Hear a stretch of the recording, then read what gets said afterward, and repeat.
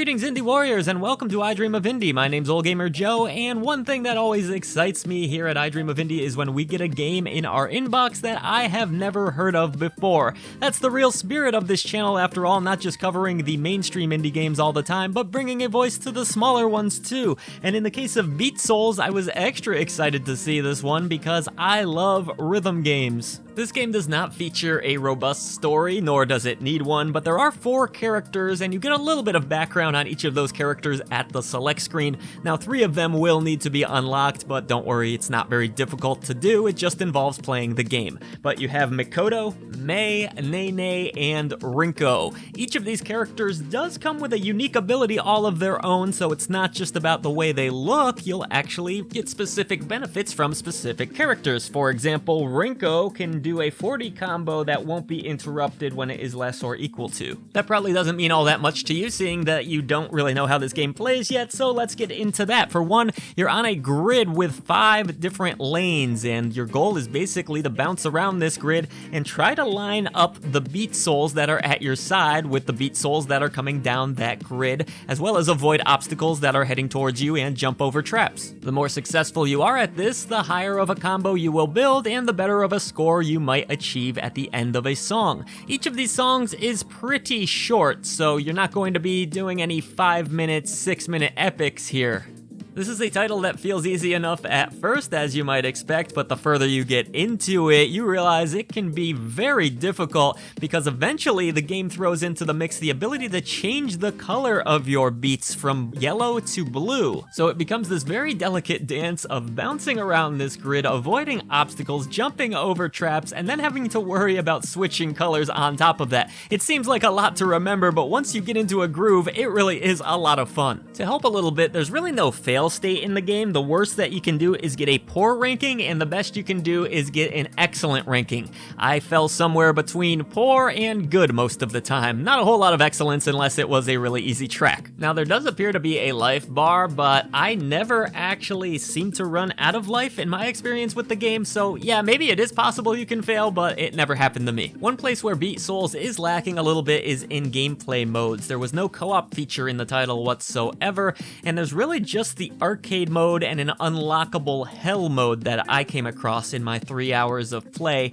That was enough to get through the entirety of the arcade mode. That consists of roughly 42 songs for you to go through. Each girl has a stage and about 15 songs or so within that stage. If you do switch to the hell mode, you'll find that it's basically an infinite run against one of those girls where you're just trying to survive for as long as possible, and it's a lot easier to fail. Beat Souls is a lot of fun to play. It's fun to try to shift these souls around to certain sides of the screen as they're coming at you. It's a timing-based game, some platforming of sorts in there as well, jumping over traps like I mentioned. It is a whole lot of fun, especially on the faster tracks, but where the game does disappoint a bit is in its track list itself. The music, I just found, didn't match the intensity of the look and the feel of this game. Each of the girls' different worlds has sort of a theme to it. One theme was a bit jazzy, almost reminded me of some of the music I would hear in Marvel vs. Capcom 2, and it just really didn't fit with the intense look of this game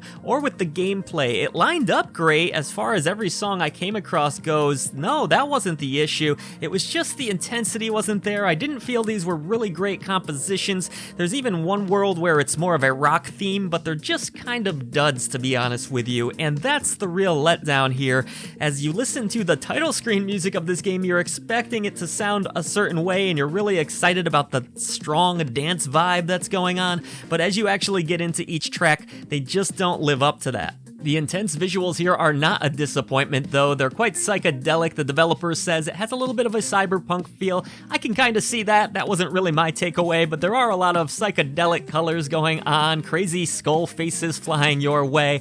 I liked the anime art. I thought it was a great looking game, and I thought it was super fun to play as well. This one could use some more game modes, and it really just needs a stronger soundtrack. That was my big takeaway here. Still, some fun to be had. I'm not gonna say don't play this one. The tracks here are disappointing, yes, but the gameplay almost makes it worth suffering through some mediocre music because it can be intense, challenging, and quite enjoyable.